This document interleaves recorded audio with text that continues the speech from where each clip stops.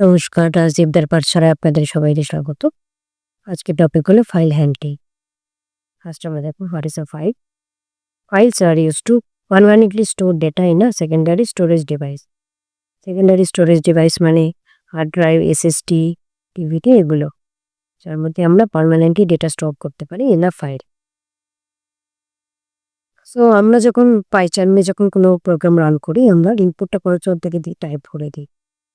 কিন্তু সেক্ষেত্রে যদি লার্জ ভলিউম অফ ডেটা থাকে, সেটা অনেক টিডিয়াস জব হয়, অতগুলো ডেটা টাইপ করা টাইম কনজিউমিং হয়। সেক্ষেত্রে আমরা যদি পুরো ডেটাটা একটা ফাইলে স্টোর করে রাখি, অ্যান্ড দেন আমরা ফাইলকে আস্ক করতে পারি to read the data from the file, সেক্ষেত্রে আমাদের অনেক কাজটা ইজি হয়ে যাবে আর টাইমটা অনেক সেভ হবে। তাছাড়া যখন কোনো প্রোগ্রাম থেকে যখন আউটপুট আসছে, সেটা নর্মালি র্যামে স্টোর হচ্ছে, এটা টেম্পোরারি স্টোরেজ ডিভাইস। তার ফলে যখন প্রোগ্রাম টার্মিনেট হয়ে যাচ্ছে বা আমরা ক্লোজ করে দিচ্ছি, তখন সে আউটপুটটাও ডিলিট হয়ে যাচ্ছে, চলে যাচ্ছে, আমরা আউটপুটটা অ্যাক্সেস করতে পারছি না। কিন্তু যদি আমরা আউটপুটটা ফাইলে স্টোর করে বা সেভ করে রাখি, সেক্ষেত্রে আমরা পরেও অ্যাক্সেস করতে পারবো সেই আউটপুট ডেটাটাকে। এই মেনলি দুটো কারণে আমরা ফাইল ইউজ করি। তখন ফাইল হ্যান্ডলিংটা কি বলছি? File handling allows you to create a file. File handling মানে একটা প্রসেস অথবা ফাইল হ্যান্ডলিং মাধ্যমে আমরা প্রোগ্রাম দিয়ে ফাইলটাকে অ্যাক্সেস করতে পারি। মানে কি করতে পারি? Create a file, save data to the files, managing data flow between the program and the file system on the storage device, ensuring that data is handled safely, efficiently, and the information is not lost when the program terminates. এটা কিরকম, কোন কোন টাইপের files হয়? একটা হয় text file, হয় binary file. Text ফাইলের মধ্যে ডেটা প্লেন টেক্সট ফরম্যাটে স্টোর থাকে, লাইক .txt ফাইলস। বাইনারি ফাইলসে এটা স্টোর থাকে বাইনারি ফরম্যাটে, লাইক 0, 1 এরকম ফরম্যাটে। এরকম ইমেজ, ভিডিও এগুলো এক্সিকিউটেবল ফাইলস, এগুলো সব binary files. What are the 4 file handling functions? Main primary file handling function যেগুলো আমরা ফাইল হ্যান্ডলিং করতে ইউজ করি, সেগুলো হলো open a file, read write in a file, close a file আর ফাইল পয়েন্টার। এগুলো আমরা সবকটা দেখবো এক এক করে। ফার্স্ট আমরা opening a file with the open function. So open function used to open internally stored files. It returns the contents of the file as a Python object. করছি বেসিক্যালি র্যাম লোড করছে through the open function. কি হচ্ছে? RAM load করছে ফাইলটাকে, so that CPU can access the file. Syntax কি? F equals to open, open যে function বা method বলতে পারি, সেই মেথডের মধ্যে কী কী আর্গুমেন্ট রয়েছে? ফাইল নেম আর মোড। আমরা রিটার্ন করছে এফ মানে পাইথন অবজেক্ট, যেটা আমরা এখানের মধ্যে স্টোর করছি এফ ভেরিয়েবলে। সো ফাইল নেম আমাকে দিতেই হবে, এটা যে ফাইলটা আমি ওপেন করতে চাইছি। আর মোড হলো কোন মোডে ওপেন করছি। মোড অনেক রকম মোড হয়, সেটা আমরা দেখবো এরপরে। এখানে আমরা ডিফল্ট মোডটা হলো রিড মোড আর আর মোড। এখানে অনেকগুলো মোড রয়েছে, like read, append, write, create, mainly 4টে মোড। তাছাড়া আরও মোড রয়েছে। আমরা রিড মোডটা দেখি কি বলছি। রিড মোডটা হলো ডিফল্ট ভ্যালু, কোনো মোড যদি আমরা মেনশন না করি তাহলে রিড মোডে ওপেন হবে। এটা opens a file for reading আর error if the file does not exist. File exist না করলে ও এরর দেবে। আমরা কোনো ফাইল নেম দিলাম, সেটা যদি এক্সিস্ট না করে তখন ও এরর দেবে। এরপরে আমরা রাইটটা দেখি প্রথমে। রাইট কি বলছে? Open is a file for writing. Right করার জন্য একটা ফাইল ওপেন করছে। And creates the file if does not exist. সেই ফাইলটা, সেই নামে ফাইলটা যদি না থাকে, তখন ও নিজেই একটা ফাইল ক্রিয়েট করছে ওই নামে। আর যদি ফাইল থাকে, সেই ফাইলটাকে ওপেন করছে অ্যান্ড ট্রাঙ্কেট করছে। এক্সিস্টিং ফাইলটাকে ট্রাঙ্কেট করছে, মানে ওর মধ্যে যা কন্টেন্ট আছে সেটাকে ডিলিট করে দিচ্ছে, করে ও নিউলি রাইট করছে। অ্যাপেন্ড মেথডও সেম। এক্ষেত্রে যদি কোনো ফাইল সেই নামের ফাইল যদি এক্সিস্ট না করে, তাহলে ও ক্রিয়েট করে দেবে নিউ ফাইল। বাট এখানেও ট্রাঙ্কেট না করে ও অ্যাপেন্ড করছে, appending the data with the existing data. Existing ডেটার সাথে অ্যাপেন্ড করে দিচ্ছি। এখানে আর প্লাস মোড রয়েছে, ডাব্লিউ plus, a plus.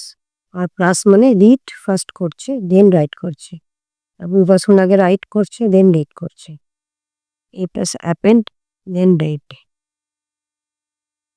R b ডাব্লিউ বি বি এগুলো হলো বাইনারি মোডে, ও রিড করছে রাইট করছে অ্যাপেন্ড করছে। আর বি প্লাস, ডাব্লিউ b plus, a b plus এগুলো সব বাইনারি মোডের জন্য। তারপরে আমরা গিয়ে দেখি, পাইথনে গিয়ে দেখি কি করে ফাইল ওপেন করতে। এখানে আমরা ট্রাই এক্সিট ব্লকের মধ্যে রেখেছি, বিকজ যদি আমরা রিড মোডে ওপেন করি আর সেক্ষেত্রে যদি কোনো ফাইল সেই নামের ফাইল না থাকে তখন সেটাকে ও একটা এরর দেবে, যেটা আমরা এখানে প্রিন্ট করাবো। সো কি লিখেছি, F equals to open text dot TXT.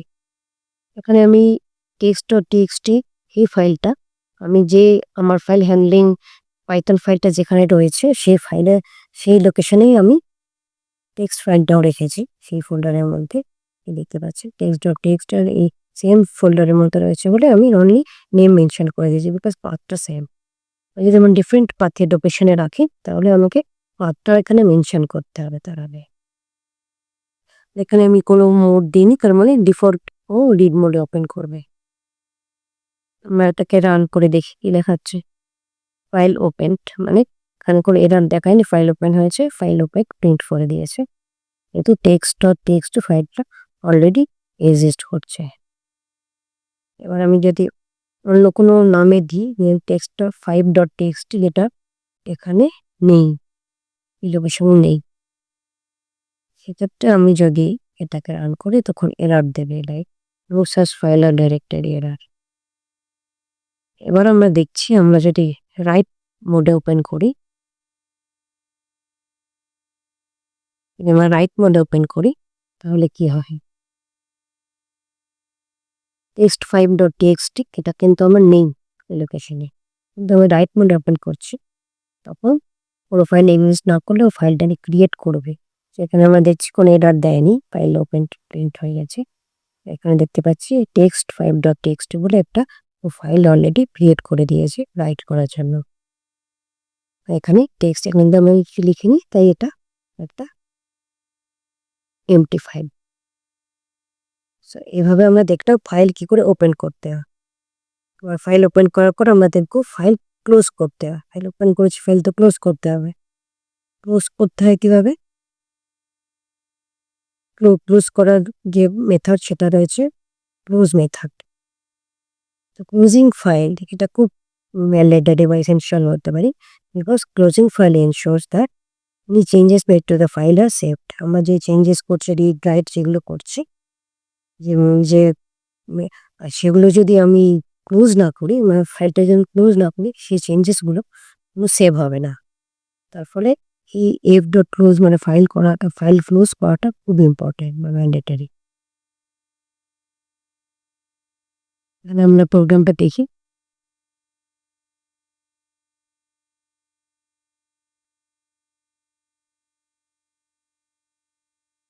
এটা হলো ফাইল ক্লোজ করা প্রোগ্রাম। এখানে কি করছি, প্রথমে ফাইলটা ওপেন করছি, রিড মোডে ওপেন করলাম, দেন আমি প্রিন্ট করছি file name, F dot name, নেমটা হলো একটা attribute, file object attribute, name mode এগুলো হলো attribute. File name, file mode print করলাম। এনে আমরা চেক করছি ফাইলটা ক্লোজ হয়েছে কিনা। কীভাবে চেক করবো, এফ ডট ক্লোজড এই মেথডটা, এই মেথডটা রিটার্ন করে কি বুলিয়ান ভ্যালু, মানে ট্রু অর ফলস। যদি ফাইল ক্লোজ হয়ে যায় তাহলে এটা ট্রু রিটার্ন করবে, আর যদি ক্লোজ না হয় তাহলে ফলস রিটার্ন করবে। সেখানে আমরা কি কন্ডিশন অ্যাপ্লাই করছি, file is closed if F dot closed is true. So F dot close true হলে প্রিন্ট করবে file is closed, otherwise print করবে ফাইল নট ক্লোজড।